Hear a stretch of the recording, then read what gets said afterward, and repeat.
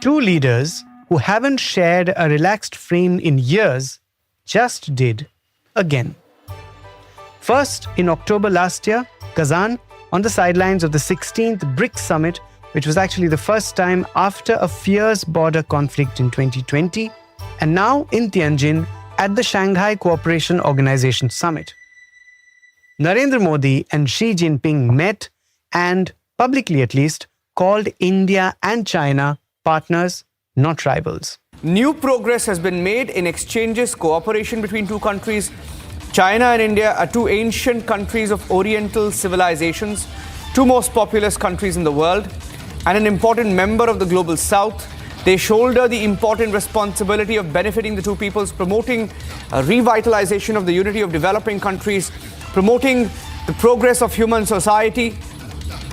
It should be the right choice for China and India to be good neighborly friends, partners of mutual achievement, and realize the dance of dragons and elephants. The coming together of the so-called dragon and elephant is critical, especially as US tariffs slice into Asian supply chains and India's trade deficit with China balloons. So, in this episode, we discuss what the Modi-Xi meeting is and what it isn't. What is on and off the table? What is the baggage that both sides are bearing? What are the trust issues? Who are India's other friends in the mix? And is this a cure or just a temporary relief? It's Tuesday, the 2nd of September. I'm Anirban Chowdhury. This is the Morning Brief.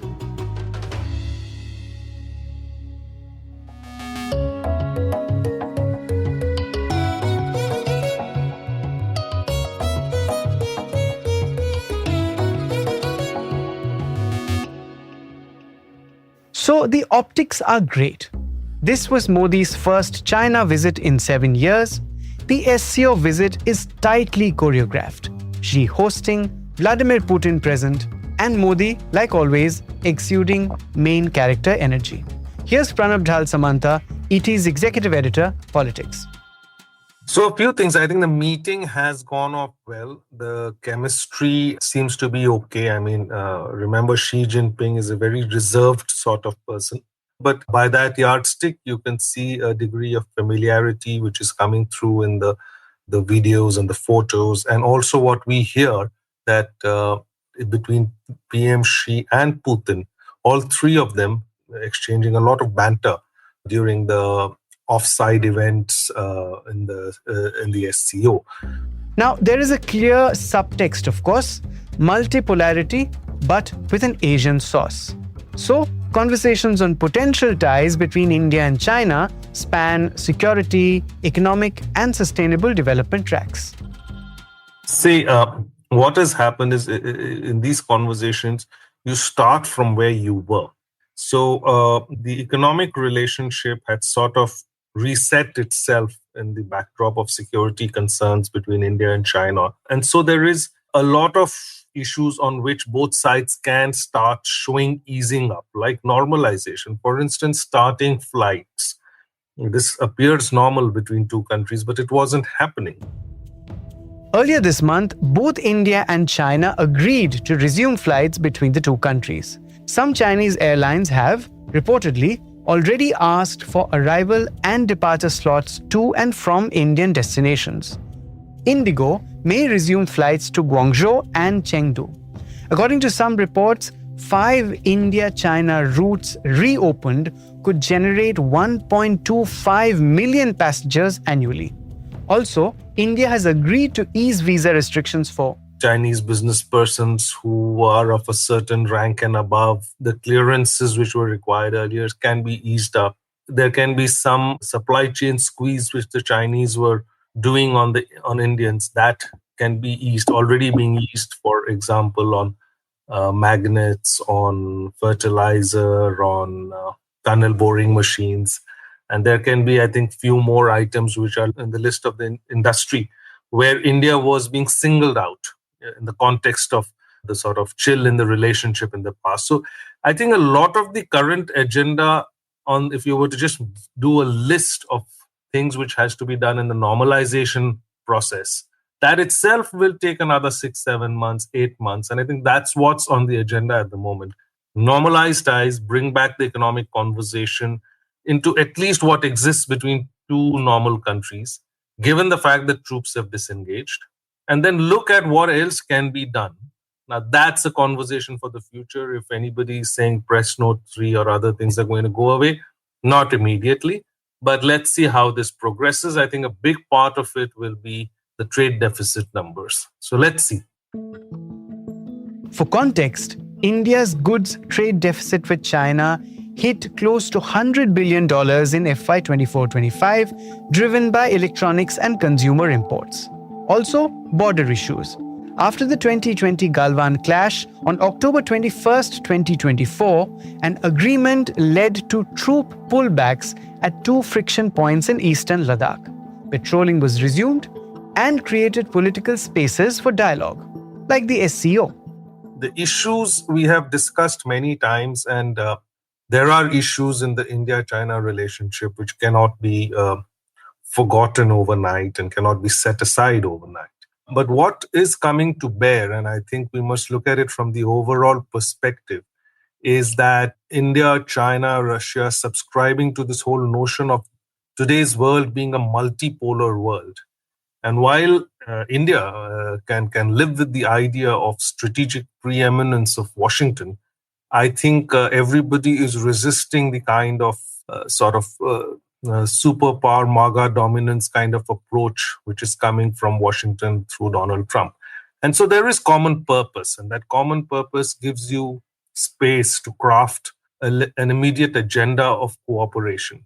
And that's what we are seeing, and that, I think, is working out fine. There is peace and tranquility in the border for the last year or so.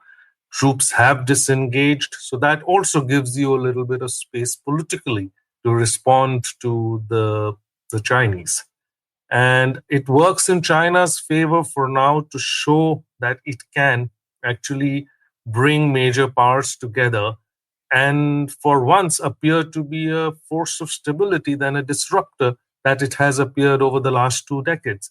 In effect, they are grabbing the opportunity which Trump is providing them. So in August, the US doubled tariffs on Indian exports, up to 50% on some lines, explicitly linking it to India's Russia oil purchases. Now, India cannot afford simultaneous shocks, which are squeezed market access to the US and a frozen China channel for components and capital goods. A limited friendship, therefore, between India and China obviously lowers the probability of a double whammy. But can China be a geopolitical and trade counterweight to the US? No, I don't think we should look at it in either or terms. It's not about what China can be. Definitely, as far as India is concerned, the US strategic relationship is at its own level. And by the way, the fundamentals of that relationship remain in place. The whole expansive agenda, the defense cooperation, all of that is still in place. We are going through a Trump phase. Doesn't mean that the institutional America is in some way decoupling from India. It's not that easy. The other question is, given its previous track record, can China really become India's ally? Here's what Shashi Tharoor had told Pranab at the recently held ET World Leaders Forum. No. I have to admit, I've become a bit of a cynic on China. I've been watching it closely for some time. I saw the good days and I've seen the bad. I think China has a very, very clear negative strategic orientation towards India for a multiple set of reasons which we don't need to worry about too much. And I think it became apparent just this year. What have we seen? We've seen the withholding of rare earth magnets and minerals, which we can't get from China. We have seen the cancellation of tunnel boring machines. We have seen the withdrawal of 300 technicians and engineers from Foxconn's factories. These are not just administrative arrangements. These are very deliberate decisions that have been made by the Chinese to cut back on any particular sort of ideas we might have that we can become a manufacturing alternative in any of these areas. Then we've seen the extraordinary real-time convergence of China and Pakistan during Operation Sindoor. It's perfectly all right for any country to sell weapons to any other country and for those weapons to be used. We can't complain about that. But there was real-time Chinese cooperation with the Pakistani military, as our military has revealed. Here's Pranab again. For China to become an ally is quite a distance away. I don't think that's a realistic, it's a realistic appreciation of the situation on ground. I mean, we just came out of Operation Sindoor, and we know an Indian military has spoken on record that how China and Pakistan acted in concert in that operation. So I think there are limits and big serious limits to what can be done with China. I think the question to ask is, when you are going through such a turbulence, unexpected turbulence with US, do you really want uneasy relationship with China? It makes sense to stabilize things, to manage this adversarial relationship in a manner that you don't end up having issues on both fronts. But one countering the other, I don't think that's even a remotest of possibility. Also in this mix are India's other friends and would-be friends. India and Russia, for instance, have a strong partnership covering politics, defense, civil nuclear energy, anti-terrorism efforts, and space. And we continue to buy Russian oil despite growing noises from the US on profiteering. Japan is another tailwind to cultivate. Just recently, Delhi and Tokyo announced the so-called joint vision for the next decade, which entails co-production between the two countries in defense, semiconductors, critical minerals, AI/space, and greater skilled worker mobility. So there is a fine trade balance that Modi has to maintain. Keep India's current friends close, make new ones, and don't further alienate those that are already moving away. See, a lot of it is interconnected. So what we actually see, what Donald Trump has done is he has ended up antagonizing most of his allies. And look, India is not an ally. India is a partner country, but Japan is an ally. Taiwan was security dependent, continues to be security dependent on the US. Right. Similarly, the situation with the Koreans. Now, all of these are allies, and they all are facing tough time. I mean, just imagine if you look at Pakistan is an all-weather ally of China, has got 19% tariff. And Taiwan, which is a security dependent on Washington, is still struggling upwards of 25. So it doesn't make sense in any strategic playbook that Trump ameliorates a Chinese ally like Pakistan, but actually gives a cold shoulder to Taiwan. Similarly, the trade deal announced with Japan, it's not a done deal. I mean, just as PM Modi landed in Japan, just a few days before that, the Japanese trade delegation talks, I think, ran into trouble, and the next meeting was cancelled or postponed because he announced the deal, but the kind of investments which is expected from Japan, or which has been sort of told by Trump, is causing a huge domestic furor in Japan, and that's a coalition government over there. So these conversations between India and Japan and others is about securing a stable economic relationship because they're facing a common problem. It makes sense. The same thing is with Korea. So it's not just India which is facing problem. It is others also, despite the fact that trade deals have been claimed, they've not been closed. So that's a convergence piece. And there, if you can stabilize your economic relationship with each other, why not? So, a calmer border protocol, flights and visas back on, and the Japan corridor possibly ramping up. I asked Pranab for the last word. Could this be a cure for India and its industries reeling under multiple trade onslaughts? You speak a lot to the industry, Anirban, and you know the set of concerns the industry has been raising, and they say that we understand security concerns, but we need to have an alternate in place before we go ahead and just disrupt supply chains for security reasons. The government goes back and says that, look, there is supply chain weaponization. We saw that with fertilizer also. And so you need to be worried about it. The industry says, look, we are sufficiently aware, we are worried, so we need time. Now, in this backdrop, I think if we are able to ease up some of the economic conversation, let the trade start happening, it gives time to industry and sectors for them to build redundancies in their supply chain, build alternatives. And that, I think, is how this whole little easing up should be seen. And industry must use this opening as a moment of relief, not to get lazy, but actually to start looking at alternatives without major disruption in their businesses.